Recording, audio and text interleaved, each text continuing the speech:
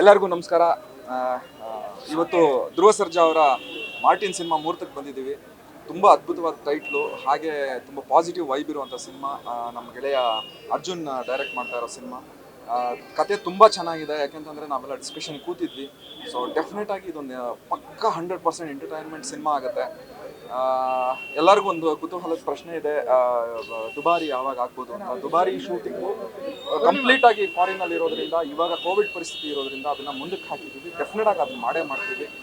ಇಡೀ ಚಿತ್ರತಂಡಕ್ಕೆ ಮಾರ್ಟಿನ್ ಸಿನಿಮಾಗೆ ತುಂಬಾ ಒಳ್ಳೇದಾಗ್ಲಿ ಅಂತ ಕೇಳ್ತಾ ಆಲ್ ದ ಬೆಸ್ಟ್ ಹೇಳ್ತೀನಿ. ಈಗ ಸಹಜವಾಗಿ ಗಾಂಧಿನಗರದಲ್ಲಿ ಒಂದು ಸಿನಿಮಾ ನಿಂತು ಅಂದ ತಕ್ಷಣ ಒಂದಿಷ್ಟು ಚರ್ಚೆ ಶುರು ಆಗುತ್ತೆ.